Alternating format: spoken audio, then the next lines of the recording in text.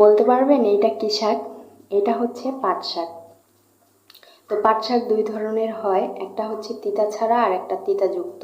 তো তিতা ছাড়া যেটা, ওইটাকে আমাদের এলাকায় বলে মারা শাক। আপনাদের এলাকায় কি বলে আমি জানি না, আপনারা কমেন্টে জানাবেন। তো যে শাকই হোক না কেন, পাট শাক শরীরের জন্য খুবই উপকারী।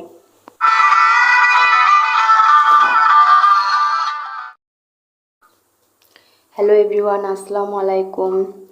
যারা আমার চ্যানেলটিকে সাবস্ক্রাইব করেছেন তাদেরকে অসংখ্য ধন্যবাদ। আর যারা আমার চ্যানেলের নতুন তারা সাবস্ক্রাইব করে অল করে দিবেন।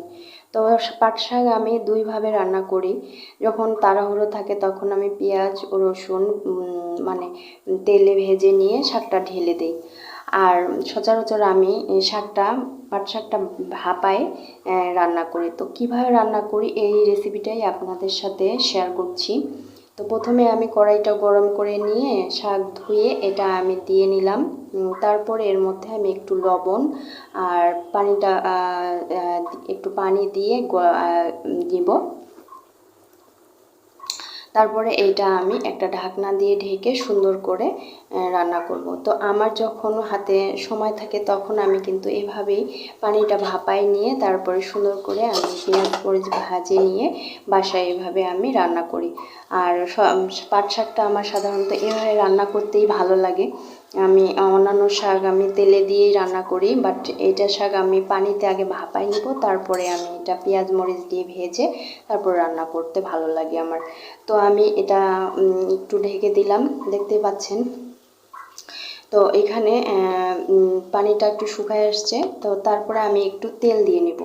তেল দিলে হবে কি, শাকটা রান্নার শেষ পর্যন্ত মোলায়েম থাকবে এবং যে একটা পাট শাকের খসখসে ভাব ওইটা থাকবে না।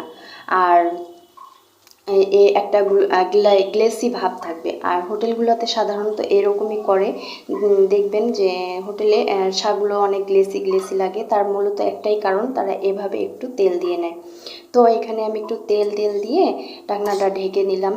আর একটা টিপস, শাক রান্নার সময় অবশ্যই অনেকক্ষণ ধরে আপনারা ঢাকনা ঢেকে রান্না করবেন না, নাহলে শাকের কালারটা নষ্ট হয়ে যাবে। আর এখন দেখতে পাচ্ছেন এইটুকু পানি থাকা অবস্থায় আমি এটা নামিয়ে নিব। নামিয়ে একই কড়াইয়ের মধ্যে আমি হচ্ছে যে একটু তেল দিয়ে নিব। আর ফ্লেভারের জন্য শুকনো মরিচ আর রসুন একটু আগেই ভেজে নিব। শুকনো মরিচটা থেকে ফ্লেভার বের হয়ে আসবে। এরপরে আমি কাঁচা মরিচ আর পেঁয়াজটা অ্যাড করে দিব।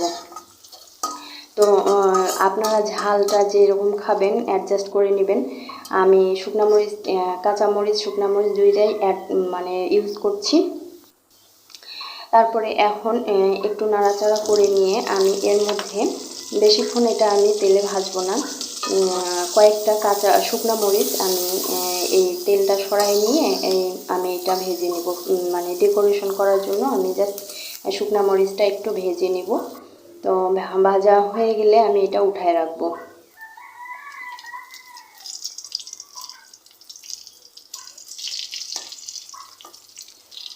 তো দেখতেই পাচ্ছেন আমি এগুলো পেঁয়াজগুলো ভাজা করে নিচ্ছি।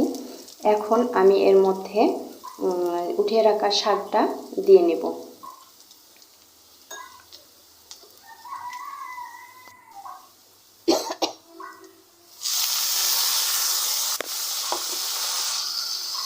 পেঁয়াজটা কিন্তু বেশি পুড়িয়ে ফেলা যাবে না, নাহলে তেতো লাগবে।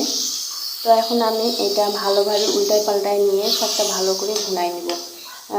পানি থাকা অবস্থায় একটু শাকটা নামিয়ে নেওয়ার চেষ্টা করবেন, তাহলে শাকটা অনেক একদম সফট থাকবে আর খেতে ভালো লাগবে। তো এটা হয়ে গেছে, আমি জাস্ট এখন পানিটা শুকানো অবধি এটা আমি নাড়াচাড়া করে নিব।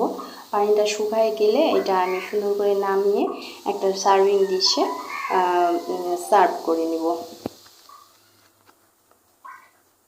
তো দেখতেই পাচ্ছেন শাকের কালারটা একদম সবুজেই আছে এবং একটা তেল দেওয়ার কারণে একটা গ্লেসি ভাব আছে। তো এই তো আমি পরিবেশনে চলে আসলাম। কয়েকটা শুকনা মরিচ আমি উপরে দিয়ে নিলাম। এই শাকের সাথে শুকনা মরিচটা খাইতে এবং কাঁচা মরিচও খাইতে অনেক টেস্ট লাগে, আপনারা ট্রাই করতে পারেন। নিত্য নতুন রেসিপি পেতে আমার চ্যানেলটি সাবস্ক্রাইব করবেন এবং লাইক কমেন্ট করে পাশেই থাকবেন। আল্লাহ হাফেজ।